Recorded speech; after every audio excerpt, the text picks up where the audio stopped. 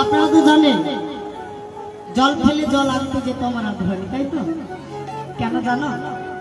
শুধুমাত্র একটি বার প্রাণ বধূর দর্শন পাবো বলে। একটি বার যদি আমার বধূ দর্শন পায়, তার শ্রীমতী রাধারানী সোনার কলসিটা নিয়েছে, জানো? জল আনতে যাবে তো, সোনার কলসি নিয়ে জল আনতে যাবে। কিন্তু জটিলা বলছে, এই যে বউ, সোনার কলসিটা নিয়ে যেও না, সোনার কলসিটা রেখে দাও। কেন মা? আমার সোনার কলসি নিয়ে? না না, তোমাকে সোনার কলসি নিয়ে যেতে হবে না। দেখো বাবু, তুমি বাপের বাড়িতে যা করেছো করেছো, এটা হলো তোমার শ্বশুর বাড়ি, এখানে আমি যা বলবো তাই করতে হবে।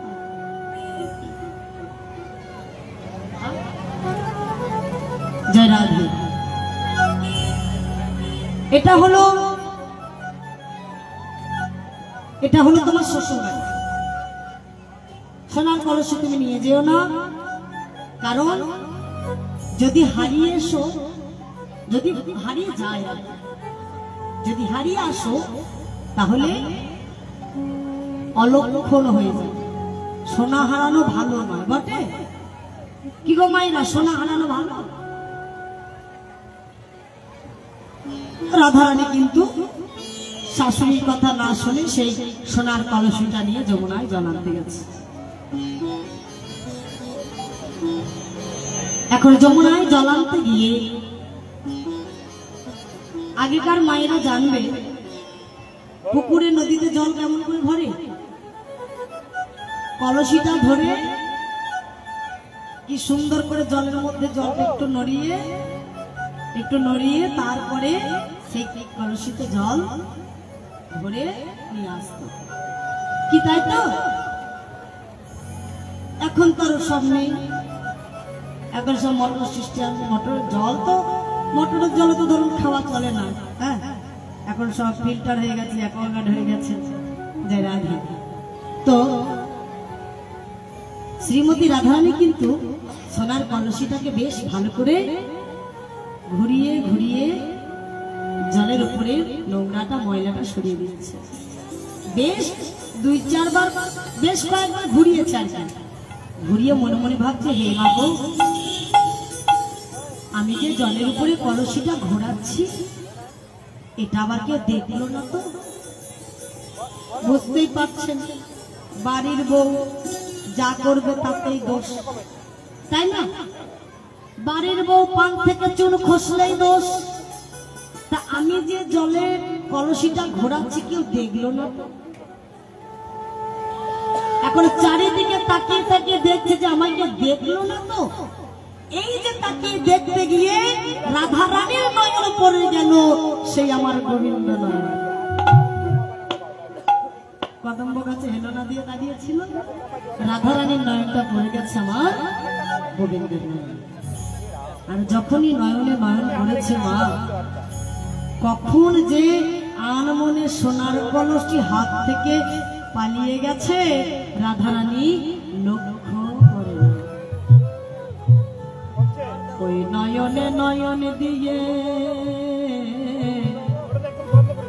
আহা, ওই নয়নে নয়ন দিয়ে আর কি থাকা যায়, কলসি লইয়ে ঘরে যাওয়া হলো না। ওই নয়নে নয়নে দিয়ে আর কি কলসি হাতে থাকে গো, সোনার কলসি জলে, সোনার কলসি জলে ভেসে গেল রাধা। আর সোনার কলসি নিয়ে ঘরে ফেরা হলো না, ঘরে ফেরা হলো না। হঠাৎ রাধারানী চমকে উঠলেন, কি আমি তো জল নিতে এসেছি, আমি তো কারো রূপ দেখতে আসি না, আমি তো কারো রূপ দেখতে আসি নাই, আমি তো জল নিতে এসেছি। আমি জল মানে আমি রূপ দেখতে শুরু করেছি। না না, এই যতক্ষণে রাধারানীর মনে পড়েছে যে আমি জল নিতে এসেছি, রূপ দেখতে আসি নাই, ততক্ষণে রাধারানীর সোনার কলসি ভেসে পালিয়ে গেছে। তাই গৌর হরি।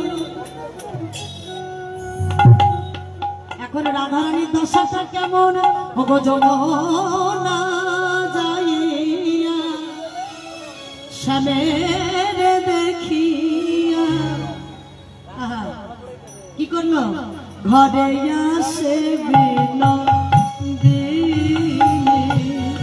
ওগো যমুনা যাইয়া শ্যামের দেখিয়া ঘরে ফিরে বিনোদিনী যমুনা যাইয়া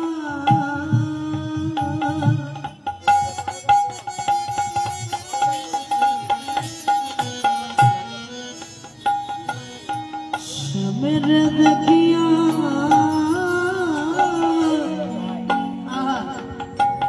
আমার ঘরে আসে বিনোদিনী বিরলে বসিয়া কাঁদিয়া কাঁদিয়া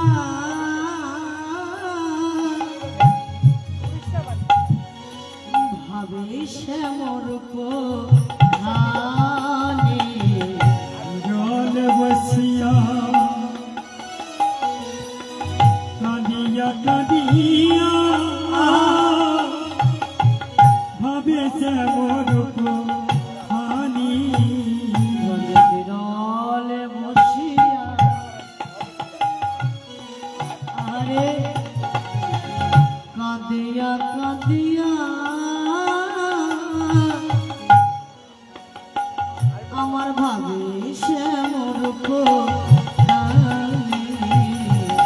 নয়নে জলে ভেসে যাইব নয়ন জলে ভেসে যায় গো নয়ন জলে ভেসে যায় গো ওই রূপে নয়ন দিলে নয়ন জলে ভেসে যাইব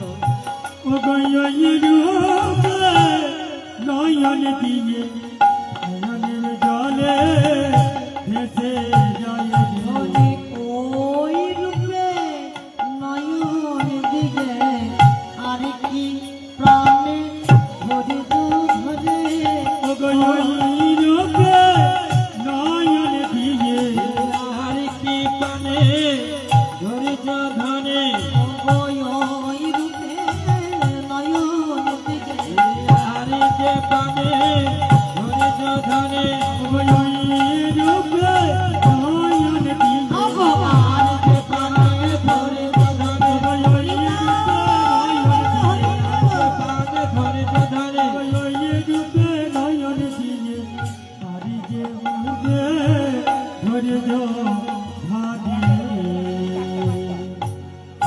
রাধারানী আমার পরাণ বধূকে দেখে সেই সোনার কলসি হারিয়ে শূন্য হাতে ঘরে ফিরেছে।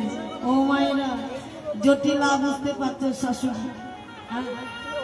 তো ওই শূন্য হাতে যখন ঘরে ফিরেছে বুঝতে পারছে রাধারানী কি হয়েছে। আরে বউ, ও বউ, এই যে সোনার কলসিটাকে নিয়ে গেলে, সোনার কলসি কোথায় আর জলই বা কোথায়? মা মানে কলসিটা না, কলসিটা আমি হারিয়ে ফেলেছি মা। কি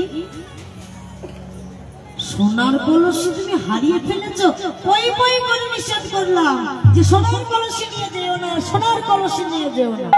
অলক্ষী, সোনা হারানো ভালো নয়, তুমি জানো না?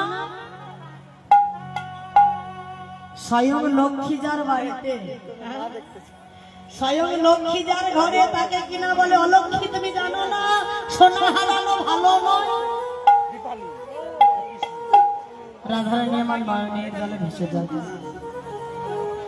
অগো হেন কালে কথা আইল ললিতা আসিয়া